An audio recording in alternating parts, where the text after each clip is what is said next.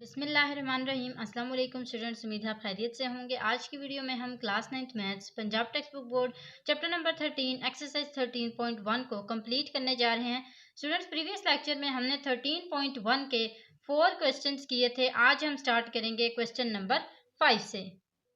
Previous lecture में students हमने सीखा था कि कैसे हम किसी भी थिंग की प्रोबेबिलिटी निकाल सकते हैं। अब प्रोबेबिलिटी जो होती है वो हमने एक चीज़ की भी निकालना सीखी थी, और अगर वो डबल हो जाए तो उसकी भी निकालना सीखी थी, और अगर वो ना इंक्लूड हो तो उसकी भी हमने निकालना सीखी थी। अब यहाँ पे क्वेश्चन नंबर 5 जो है उसके अंदर क्या है कि Abdul Hadi labelled cards from 1 to 30। अच्छा, अब्दुल हादी जो है उसने क्या किया है, कार्ड्स लेबल किए हैं 1 से लेके 30 तक, and put them in a box, और उसने सबको क्या कर दिया, एक बॉक्स में डाल दिया है। He selects a card at random. अब उसने एक जो कार्ड है उसको रैंडम उठाना है। अब वो कार्ड कोई भी हो सकता है। What is the probability that selected card containing. अब क्या पॉसिबिलिटी है, क्या प्रोबेबिलिटी है कि कौन सा कार्ड वो उस बॉक्स में से उठाएगा। पहला जो इसका पार्ट है वो है द नंबर 25। क्या वो 25 नंबर यहाँ पे उठा सकता है। अगर नंबर 25 उठाता है तो उसकी कितनी प्रोबेबिलिटी होगी। अब आपको प्रोबेबिलिटी का फार्मूला आता है, number of A is equal to जो number of A divided by number of S. वो कैसे होता था, हम सबसे पहले फेवरेबल आउटकम्स को लिखते थे और फिर डिवाइड करते थे किसके साथ, टोटल आउटकम्स के साथ, और फिर हमारे पास किसका आंसर आ जाता था, प्रोबेबिलिटी का। अब यहाँ पे देखें, द नंबर 25 को हमने कैसे लिखना है।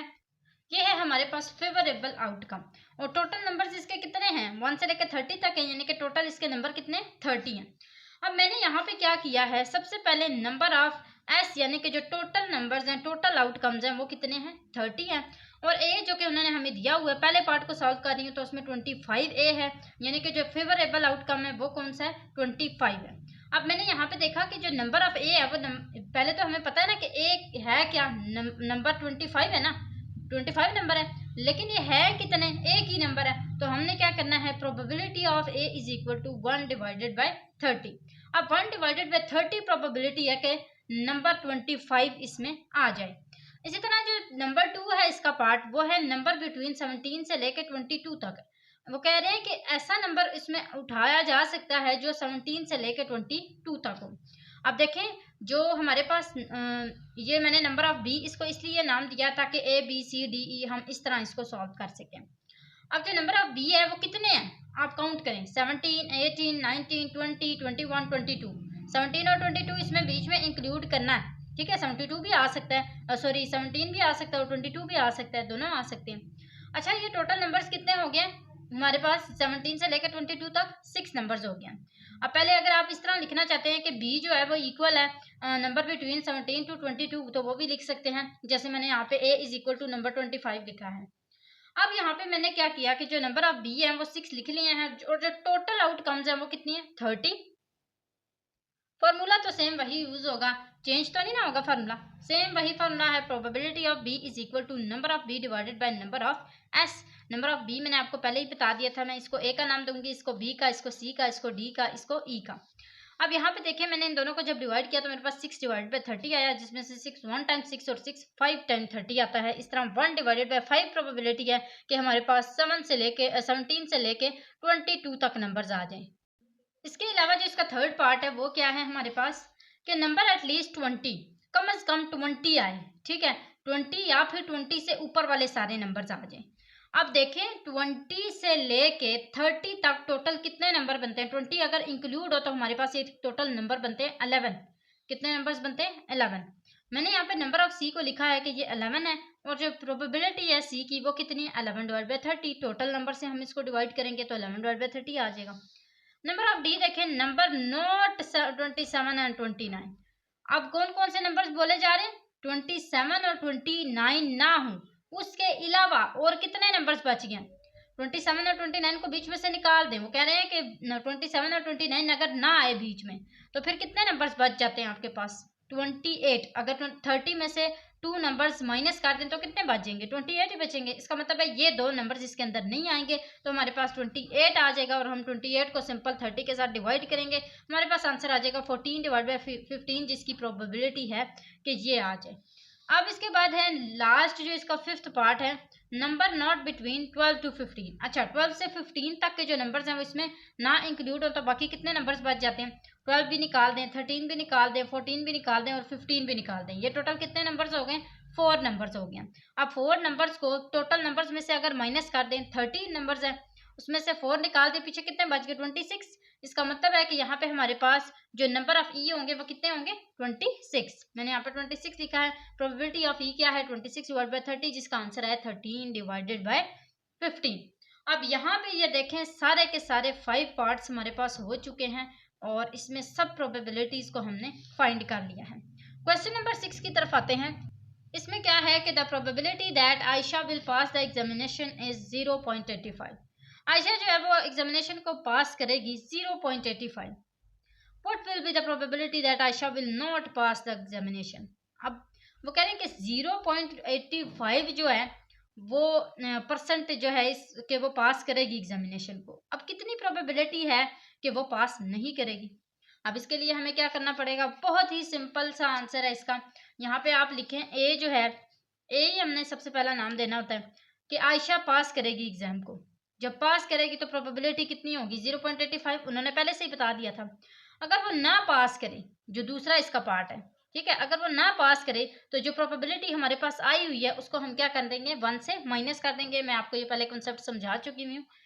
अब हम जब इसको माइनस करेंगे 1 से तो हमारे पास 0.85 से माइनस होगा तो आंसर क्या आएगा? 0.15। इसका मतलब है कि 0.15% जो है ना वो आयशा एग्जाम को पास नहीं करेगी।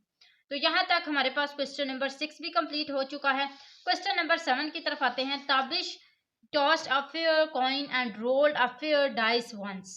अच्छा, ताबिश जो है उसने एक कॉइन को भी टॉस किया है और एक डाइस को भी रोल किया है, एक एक दफा।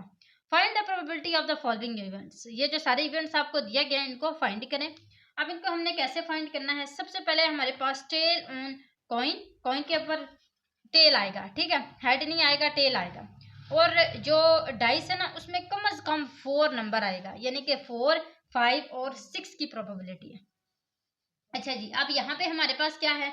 सबसे पहले हम इस पहले पार्ट को करने के लिए सारे के सारे लिख लेते हैं। हेड को भी हम 6, एक छक्के के अंदर कितने नंबर्स होते हैं? 6 ही नंबर्स होते हैं ना।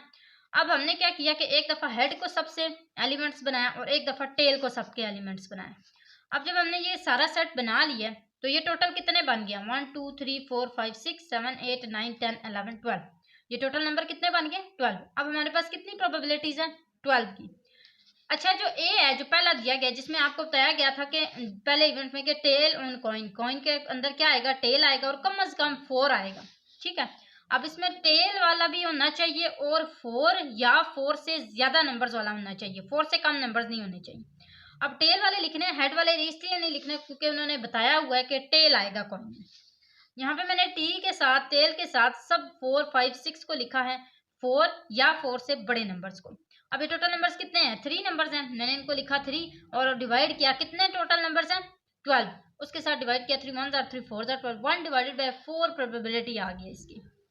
इसके अलावा हमारे पास जो इसका सेकंड पार्ट है, अच्छा उसको पढ़ लेते हैं कि ये हेड ऑन कॉइन, कॉइन में क्या आएगा? हेड आएगा और जो नंबर है वो 2 या 3 आएगा डाइस पे। ये भी उन्होंने बता दिया कि 2 और 3 आएगा। इसके अलावा कोई भी नंबर नहीं है, या एटलीस्ट या ज़्यादा से ज़्यादा कुछ भी नहीं बताया गया। सिर्फ उन्होंने बोला 2 और 3 आएगा और हेड आएगा। अब हेड के साथ 2 और 3 जहाँ पे हैं वो आप यहाँ पे लिख रहे हैं। कितने नंबर्स हो गए? 2। यहाँ पे नंबर ऑफ बी जो है वो कितने हो गए? 2। हमने 2 को क्या करना है? टोटल नंबर्स जो कि 12 है उससे डिवाइड करेंगे। 2 1 2 6 12, तो 1 डिवाइडेड बाई 6 आंसर आ जाएगा। इसी तरह जो थर्ड है, head and tail on coin. अब हेड भी आ रहा है और टेल भी आ रहा है कॉइन के अंदर और नंबर जो है वो 6 आ रहा है। अच्छा, हेड वाला और टेल वाला दोनों का देखें 6 के साथ कॉम्बिनेशन है? यस है। क्या कॉम्बिनेशन है? H6 और T6। हमने इसको यहाँ पे लिखा, कितने हैं ये? 2 हैं, सेम वैसे ही आ जाएगा। टोटल नंबर 12 है, 2 को डिवाइड करें 12 के साथ, 2 1 2 6 12, आंसर आ गया। आगे देखें, not tail on coin, coin के अंदर टेल नहीं आ रहा, and the number 5 on dice, और डाइस के अंदर 5 नंबर आ रहे हैं। अब देखें मैंने क्या किया, 5 नंबर लिखा है और हेड को लिखा है। क्यों? क्योंकि उन्होंने बोला है कि टेल नहीं आएगा। उन्होंने यही बोला ना, not tail on coin, coin के अंदर टेल नहीं आएगा। क्या आएगा? हेड आएगा, फिर दूसरा हेड ही ऑप्शन है। तो ये एक ही है नंबर जिसके अंदर 5 भी है और हेड भी है। तो मैंने नंबर ऑफ डी कितने लिख दिए 1 को डिवाइड किया किसके साथ, सिंपल सेम वही जो टोटल आउटकम्स थी उसके साथ 12। यहाँ पे हमारे पास जो इसका फिफ्थ पार्ट है वो क्या है, not head on coin, coin के अंदर हेड नहीं आ रहा, अगर हेड नहीं आ रहा तो फिर कौन सा आएगा, टेल आएगा, टेल आ गया।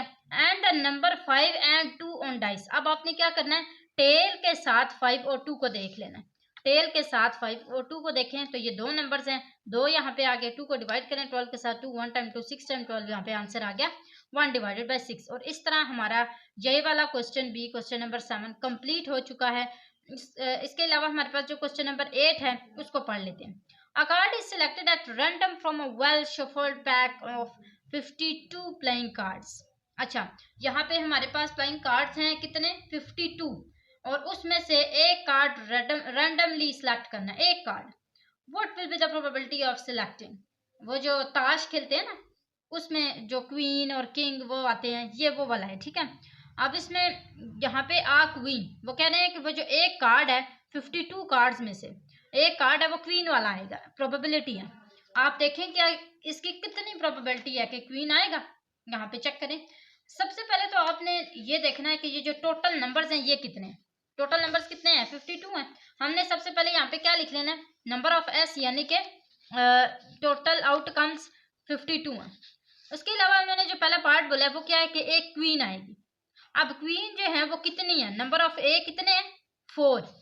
अब यहाँ पे देखें 4 ही होते हैं, जब 52 प्लेइंग कार्ड्स होते हैं उसके अंदर क्वीन कितने होते हैं, 4 होती हैं। हमने यहाँ पे क्या किया, 4 लिखा, नंबर ऑफ क्वीन को 4 डिवाइडेड बाय किसके साथ किया, 52 के साथ। ये जो खेलते हैं ताश वगैरह उनको ज़्यादा अच्छा पता होगा। तो 4 1 टाइम 4 13 टाइम 52 होता है, यहाँ पे हमारे पास 1 डिवाइड बाई 13 प्रोबेबिलिटी आ गई। अब जो बी वाला पार्ट है उसके अंदर कहते हैं कि नाइदर अ क्वीन और नॉर अ जैक, ना क्वीन आएगी और ना ही जैक आएगा। अब अगर देखें मैंने आपको पहले भी बताया क्वीन कितनी होती हैं 52 प्लेइंग कार्ड्स के अंदर, 4, इसी तरह जैक भी 4 ही होते हैं। अब 4 और 4 टोटल कितने हो गए, 8, 8 तो बीच में से निकाल दिए ना, क्योंकि वो तो है ही कोई नहीं।